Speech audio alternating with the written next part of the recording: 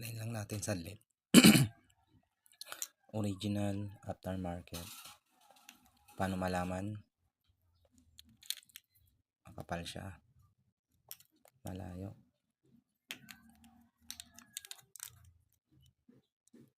May logo brand. Plastic.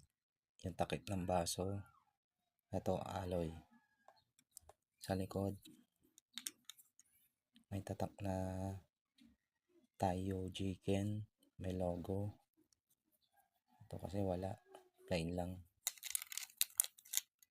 Mayroong serial number. Ito wala.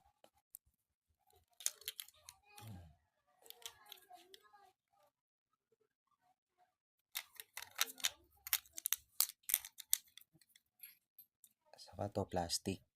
Sasabihin natin mas maganda kasi alloy na siya compare dito sa plastic. Pinagkaiba nila kasi ito kasi kahit abutin siya ng taon na hindi mo siya buksan, hindi siya magi-stack up kasi nga alloy sa plastic. Ito kasi pag kuwari inamag na tong dito niya, yung mga thread niya, ang hirap tanggalin. Tapos mabibilog na lang siya. Kasi hindi, ang hirap na talaga siya tanggalin. Kailangan mong vice gripin. Ito pagkakaiba nila. Ang liit ng butas. Ito, ang original.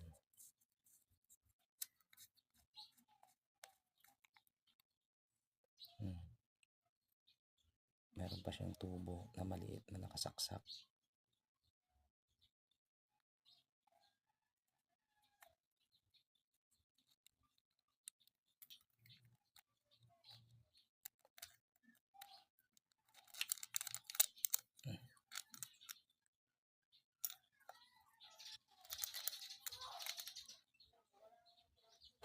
Pa-check na lang yung explanation na ito.